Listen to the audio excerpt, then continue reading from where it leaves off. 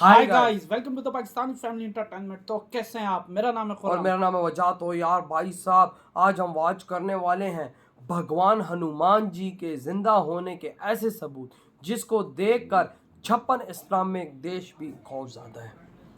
भगवान हनुमान जी जिंदा? हाँ जी यार वो तो कहते हैं जिंदा है, लेकिन नजर किसी को आए हैं क्या?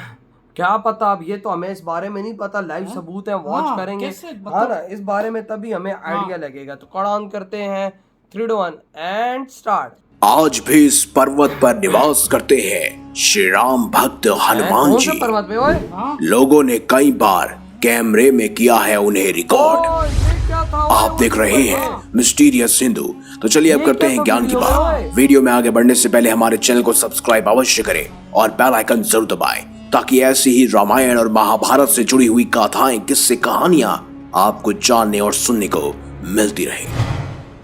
मर्यादा पुरुषोत्तम भगवान श्री राम के परम भक्त बजरंगबली, जो स्वयं एक चिरंजीवी हैं और उन्हें चिरंजीवी रहने का वरदान मिला है। ऐसा माना जाता है कि हनुमान जी सतयुग से लेकर कलयुग तक उपस्थित हैं और यही कारण है कि वो आज भी धरती पर स्थित गंधमादन पर्वत पर निवास करते हैं। अब इस बात में कितनी सच्चाई है, इसको जानने के लिए इस वीडियो को अंत तक जरूर देखिए, ताकि आप भी इस रहस्य से पर्दा उठा हुआ देख सके। पुराणों की माने तो प्रभु राम तथा देवी माता सीता ने पवन पुत्र बजरंगबली को कलयुग में अधर्म के नाश और धर्म को फैलाने के लिए अमरत्व का वरदान दिया था। यही वजह है कि पृथ्वी लोक पर कुछ खास जगहों को मारुति जी का निवास स्थान माना जाता है। उन्हीं में से एक है गंधमादन पर्वत। आपको बता दें कि हिमालय के कैलाश पर्वत के उत्तर दिशा में स्थित एक जगह है जो गंधमादन पर्वत के नाम से जानी जाती है। फिलहाल ये क्षेत्र तिब्बत में आता है। यहाँ पहुँचने के 3 रास्ते हैं। पहले नेपाल के रास्ते हुए मानसरोवर के आगे जा सकते हैं, दूसरा भूटान के पहाड़ी क्षेत्र से है और तीसरा मार्ग अरुणाचल प्रदेश में होता हुआ जाता है। कई पुराणों में, धर्म ग्रंथों में इस बात की पुष्टि हुई है कि गंधमादन पर्वत ही बजरंगबली का निवास स्थान है। श्रीमद् भागवत गीता में तो इस पर्वत के बारे में विस्तार से बताया गया है। वेद व्यास रचित महाभारत में भी इस पर्वत का उल्लेख मिलता है, जिसमें पांडवों और पवन पुत्र हनुमान जी की भेंट के बारे में जानकारी दी गई है। आखिर पवन पुत्र हनुमान जी ने पूरी धरती पर सिर्फ और सिर्फ गंधमादन पर्वत को ही अपना स्थान क्यों चुना? तो इस बात का जवाब हमें श्रीमद् भागवत पुराण में मिलता है। अगर इस ग्रंथ की माने तो भगवान राम धरती से वैकुंठ को प्रस्थान कर रहे थे, तभी प्रभु ने हनुमान जी को धरती पे ही रहने का आदेश दिया और अपने प्रभु की इच्छा अनुसार पवन पुत्र बजरंगबली ने ऐश्वर्य शक्ति से युक्त गंधमादन पर्वत को अपना निवास स्थान चुना। वहां अपने अज्ञातवास के समय सभी पांडव हिमवत पार करके गंधमादन पर्वत के पास पहुंचे थे।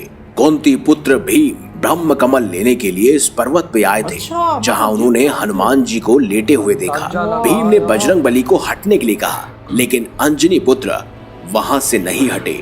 उन्होंने उल्टा भीम से ही उनके चरण पीछे करने के लिए कहा। बलशाली होने के बावजूद भीम हनुमान जी को नहीं हटा सके और इस तरह कुंती पुत्र भीम का अहंकार चूर चूर हो गया। और ऐसा माना जाता है कि भीम ने अपने क्रोध को यहीं हराया था। कैलाश की उत्तर दिशा के अलावा दक्षिण के रामेश्वर में भी एक गंधमादन पर्वत है। इस जगह से मारुति जी ने समुद्र पार कर लंका पहुंचने के लिए छलांग लगाई थी। वहीं इंद्रलोक में जाते समय अर्जुन को हिमवंत और गंधमादन को पार करते हुए बताया गया है। गंधमादन अपने आप में ही बहुत खास है। पहले ये कुबेर के राज्य क्षेत्र में था। स्वर्ण नगरी लंका को खो देने के बाद धन के देवता कुबेर ने गंधमादन पर्वत पर ही निवास किया। यहाँ बजरंगबली से पहले भी कई महापुरुष रह चुके हैं। ये वही स्थान है जहाँ महर्षि कश्यप, कृपाचार्य, अश्वत्थामा, ऋषि व्यास, विभीषण, बाली और परशुराम जी ने तप किया था। और तो और मार्कंडे ऋषि ने भी भगवान नारायण के उदय में भी गंधमादन पर्वत के दर्शन किए थे। इसके साथ कई देवता, ऋषि मुनि और अप्सरा और किन्नरों ने इस पर्वत को अपना निवास स्थान माना। ये सब वहाँ निर्भीक होकर विचरण करते हैं। अब ये भी जान लेते हैं कि गंधमादन पर्वत का नाम आखिर कैसे पड़ा। इसके पीछे एक रोचक कथा है।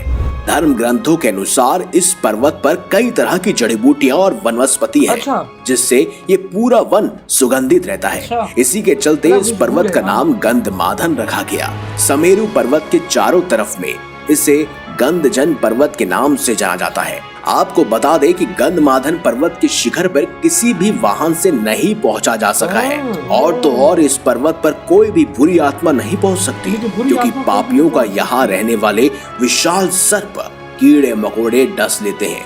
इतना ही नहीं, गंधमादन के पास बहुत सी छोटी स्वर्णमणि और मोतियां भी चमकती है। इस पर्वत पर मानव जीवन की अवधि 11,000 वर्ष बताई गई है। ये विशाल पर्वत शिखर अमृत और अक्षय आनंद भूति का अस्तित्व है।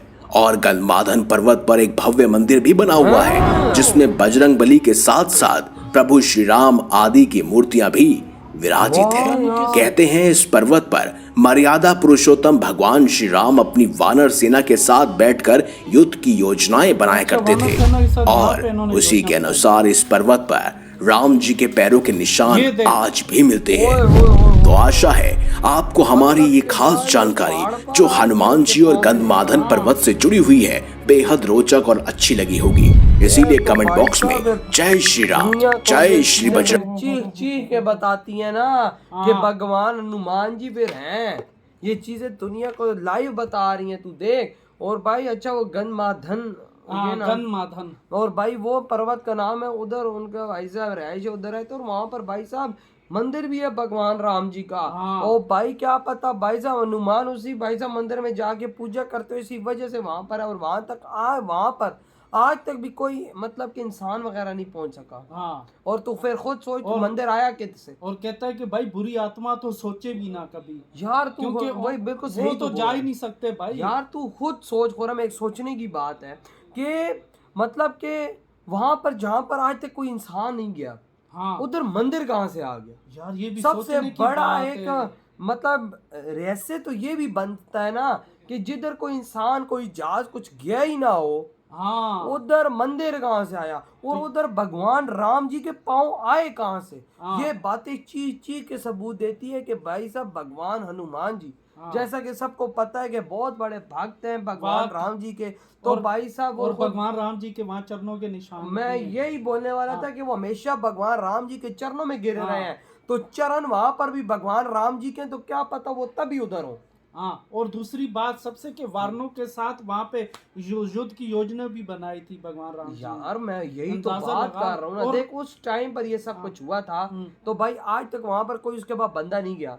और भाई मंदिर क्या पता वो मंदिर ही भगवान हनुमान जी ने खुद बनाया हो, सारी बात हो भी सकता है। जब वहां पर कोई इंसान नहीं जा सकता, जब वहां पर भाई साहब कोई उसका क्या कहते हैं कोई जहाज भी नहीं जा सकता, कोई गया ही ना हो, सारी बात तो फिर वही बात है कि भाई साहब आपको पता है फिर भगवान हनुमान जी चिरंजीवी तो उनको मिली हुई है, उनका वो उनको है ही है। और भाई वो जिंदा है, और ये गंधमादन के पर्वत के ऊपर है वो, और अंदाजा लगा लो भाई, ये तो सारे सबूत है ना। ये फिर सबूत चीख चीख के बोलते हैं ना कि भाई साहब अब यार मैं यकीन मानो कि भाई हनुमान जी जो है ना, वो एक नेक्स्ट लेवल है भाई साहब। भाई उनकी देख तू वो कितने शक्तिशाली हैं।